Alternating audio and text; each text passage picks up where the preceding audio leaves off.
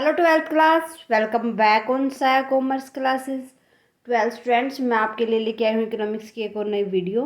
Economics में हम discuss कर रहे थे chapter number 2, theory of consumer behaviour. So student, last class के अंदर हमने डिस्कस किया था कि बजट लाइन क्या होता है और कंज्यूमर बजट सिस्टम होता क्या है। आफ्टर दैट आज की क्लास में हम डिस्कस करेंगे about demand function and factor affecting demand.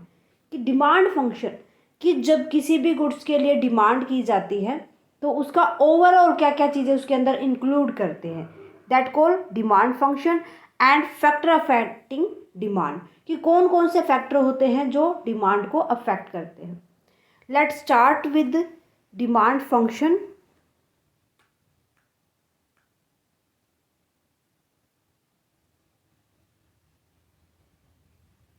So demand function का मतलब क्या होता है कि कितनी क्वांटिटी कोई भी कंज्यूमर एबल होता है या उसकी इच्छा होती है एक स्पेसिफिक प्राइस के ऊपर और स्पेसिफिक टाइम पीरियड के ऊपर। मीन्स एक स्पेसिफिक टाइम पीरियड में एक स्पेसिफिक प्राइस को देखते हुए कोई भी कंज्यूमर कितनी गुड्स को खरीदने के लिए तैयार होता है, that called demand. Demand function की बात करें तो ये रिप्रेजेंट करके चलता है कि फंक्शनल रिलेशनशिप किन के बीच में, जितनी भी कमोडिटी की क्वांटिटी वो खरीदना चाहता है और उसके जितने भी डिटर्मिनेंट्स होते हैं, मीन्स रिलेटेड जितने भी उनसे के प्रोडक्ट होते हैं, या टर्म्स भी बोल सकते हैं या गुड्स भी बोल सकते हैं, या कोई भी उससे रिलेटेड फैक्टर होते हैं वो भी बोल सकते हैं। So the quantity that consumer is able and willing to purchase at a specific price and within a specific time frame, that called demand. Demand function is represent the functional relationship, किन के बीच में functional relationship बताता है, taking place between a commodity quantity demanded and its various determinants। Means जितनी भी commodity हमने demand की, जितनी भी कॉमोडिटी की इतनी कॉमोडिटी हम खरीदना चाहते हैं, और उसके रिगार्डिंग जितने भी डेटर्मिनेट्स होते हैं, मतलब जो अदर जो रिलेटेड उससे गुड्स होते हैं, उसका प्राइस क्या है, किसी भी कस्टमर की इनकम क्या है, उसका टेस्ट क्या है और उसकी एक्सेप्टेशंस क्या क्या हैं, ये सारे के सारे डेटर्मिनेट्स। सो देखो यहाँ पर बता रखा है कि जो हमारी डिमांड होती है, means demand for x good किसके इक्वल होती है, ये इक्वल टू होती है functional relationship between price of F, किसको करेगा डिनोट, फंक्शनल रिलेशनशिप को, फंक्शनल रिलेशनशिप, ठीक है। उसके बाद पी एक्स होता है price of x commodity, price of x commodity. P R होता है price of related goods,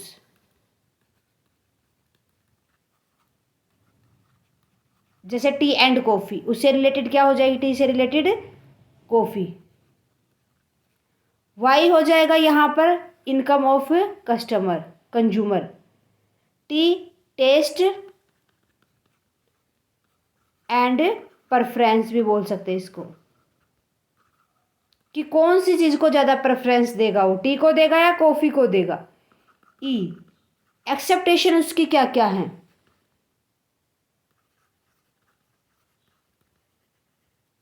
clear है। ये ओवरऑल क्या होता है हमारा डिमांड फंक्शन। उसके बाद हम बात करते हैं फैक्टर अफेक्टिंग डिमांड, कौन कौन से फैक्टर अफेक्ट करते हैं, ये सारे के सारे जो भी फैक्टर थे। First one is product price, कि मान लो कि जो प्राइस का प्रोडक्ट का प्राइस होता है वो इनवर्स नेगेटिव रिलेशनशिप डालता है किसके ऊपर, जितनी भी वो कमोडिटी खरीदना चाहता है। कैसे, मान लो प्राइस ज़्यादा होगा तो कस्टमर उसकी डिमांड क्या कर देगा, कम कर देगा।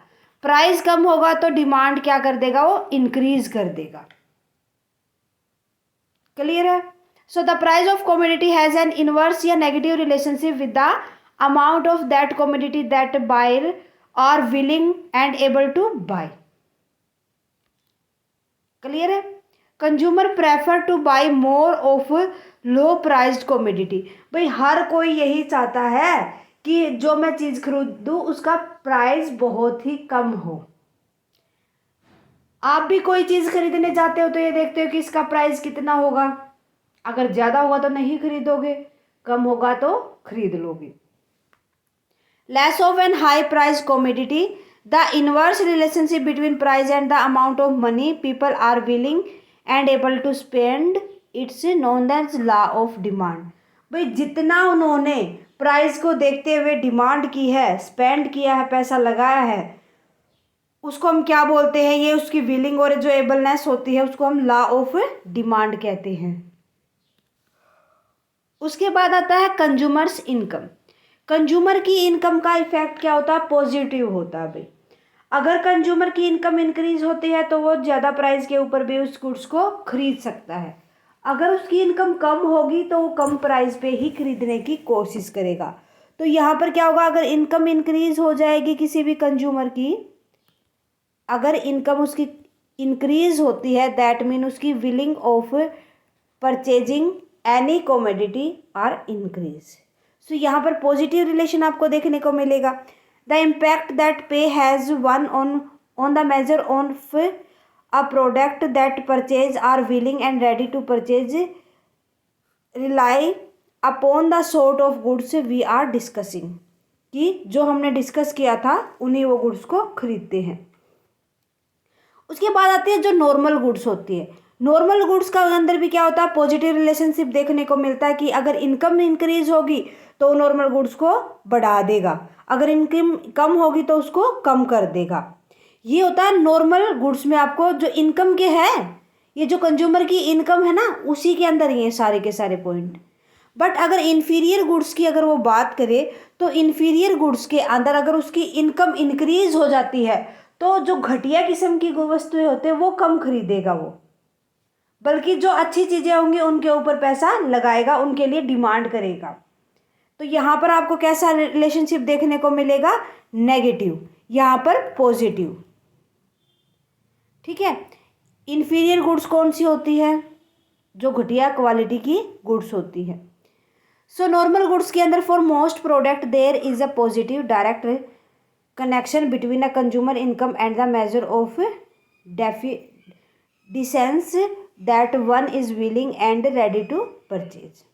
At the end of the day, these merchandise का मतलब क्या होता है, डाइज का मतलब क्या होता है, goods. when income grow the interest for the product will increase। भाई इनकम बढ़ेगी तो इनका अंदर भी कंज्यूमर इंटरेस्ट को बढ़ा देगा। अगर इनकम कम होगी the interest for the product will diminish, कम हो जाएगा। These are refer to one as normal goods. But जो हमारी इन्फीरियर गुड होता है ना, इसके अंदर हम उल्टा ही देखते हैं। अगर उसकी इनकम बढ़ेगी तो जो इन्फीरियर गुड है वहाँ से उसका इंटरेस्ट कम हो जाएगा, अगर उसकी इनकम कम होगी तो उसके अंदर इंटरेस्ट बढ़ जाएगा। ठीक है। देन उसके बाद आता है Furthermore, than more a goods in normal or inferior may differ from one individual to the next. For you, a commodity could be normal good, but for someone else it might be inferior. भाई देखो, अगर आपके हिसाब से देखा जाए कोई normal good है, हो सकता है कि किसी दूसरे के हिसाब से वो इन्फीरियर हो। ठीक है, उसके लिए घटिया क्वालिटी की हो। ठीक है, समझ आ गया इतना। इनकम, जो कंज्यूमर की इनकम है उसके रिगार्डिंग ये फैक्टर जो उसकी इनकम इफेक्ट डालती है वो बताया गया है आपको। So price of related goods. अब बात करें कि जो किसी भी अदर गुड्स का प्राइस होता है उसका क्या इफेक्ट आपको देखने को मिलेगा। Assuming that the commodity price remain constant, there are two category of linked product that impact demand for the commodity. यहाँ पर आपको प्राइस को तो सेम रखना, प्राइस के ऊपर कोई भी इफेक्ट नहीं दिखाना, हमें डिमांड को लेके चलना है। कॉम्प्लीमेंट्री गुड्स क्या होती है, जो एक दूसरे के साथ चलती है, जैसे car and petrol, pen and ink. So ये कैसी होते हैं, कॉम्प्लीमेंट्री, जिसको एक दूसरे के बगैर जिसका काम ना चले। भाई अगर यहाँ पर क्या होगा, अगर हम कार की डिमांड बढ़ा दें तो पेट्रोल की डिमांड तो अपने आप बढ़ेगी। क्या आप बिना पेट्रोल के कार चला सकते हैं? नहीं ना। अगर आपने कार की डिमांड बढ़ाई है तो पेट्रोल की डिमांड ऑटोमेटिकली यहाँ पर इंक्रीज होगी। ठीक है। Complementary goods are linked product, एक दूसरे से लिंक्ड होते हैं। That are consume together because their utility is reduce if consume alone. भाई यहाँ पर दोनों को एक साथ खरीदा जाता है, अगर उनमें से एक को खरीदा तो दूसरे को खरीदने का कोई फायदा नहीं होता। As a result it if demand for one of the two product rise, अगर उनमें से एक प्रोडक्ट की डिमांड बढ़ जाती है तो दूसरे की ऑटोमेटिकली इंक्रीज होगी। Even though the price of this commodity stay unchanged, but यहाँ पर प्राइस के अंदर कोई भी चेंजेस नहीं लेके आना।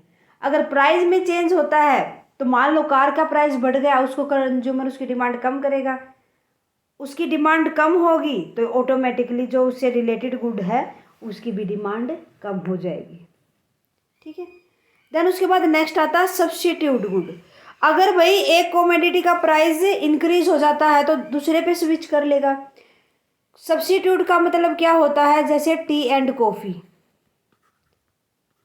T and coffee. भाई अगर टी का प्राइस इंक्रीज हो जाएगा, कंज्यूमर क्या करेगा, फटाफट से उसकी, अगर टी की डिमांड बढ़ जाती है, प्राइस अनचेंज दिखाना है यहाँ पर, अगर टी की डिमांड बढ़ेगी तो कॉफ़ी की डिमांड अपने आप कम होगी, कॉफ़ी की डिमांड बढ़ेगी तो टी की डिमांड अपने आप ही कम हो जाएगी, क्योंकि क्या होते हैं, एक दूसरे के सब्स्टिट्यूट होते हैं। समझ आ गया। सो नेक्स्ट है taste and preference of consumer. यहाँ पर भी क्या होता है, फेवरेबल टेस्ट चेंजेस आपको देखने को मिलते हैं किसके बीच में, टेस्ट एंड प्रेफरेंस के बीच में, जो कि दोनों किसको इंक्रीज करते हैं, डिमांड को इंक्रीज करते हैं। मान लो कि कोई भी प्रोडक्ट है, कोई भी गुड्स लगा के चलो आप, तो उसके अंदर आप अगर कस्टमर को वो चीज़ अच्छी लगती है तो कोई भी प्राइस हो उसको खरीदेगा। अगर कोई चीज़ उसकी अच्छी लगी तो वो खरीदेगा ही ऑटोमेटिकली, ये ध्यान रखना। अगर उसका टेस्ट और प्रेफरेंस इंक्रीज होगा तो उसकी डिमांड भी ओबियसली इंक्रीज होगी। अगर उसका टेस्ट ही नहीं होगा उसके अंदर तो कितना ही प्राइस रहे, कितना ही कम हो जाए, वो उस गुड्स को नहीं खरीदेगा, उसके लिए डिमांड नहीं करेगा। ठीक है। उसके बाद आता है एक्सेप्टेशंस। लगे कि फ्यूचर के अंदर कोई भी चीज़ का प्राइस इंक्रीज होना है तो कस्टमर क्या करता है, उसको पहले ही खरीद के रख लेता है। सो ये भी क्या होती है, उसकी एक्सेप्टेशंस होती है। मान लो उसको ये लगे कि फ्यूचर के अंदर इस गुड्स का प्राइस कम होना है तो क्या करेगा, वो कम खरीदेगा, अभी फ्यूचर के अंदर ज़्यादा खरीदेगा। ठीक है। तो ये क्या होती है, एक्सेप्टेशन होती है कि फ्यूचर में कि क्या होने चाहता है। अगर इंक्रीज होगा फ्यूचर में तो अभी उसकी डिमांड बढ़ा देगा, डिक्रीज होगा तो उसकी डिमांड अभी कम कर देगा, फ्यूचर में बढ़ा देगा। क्लियर है।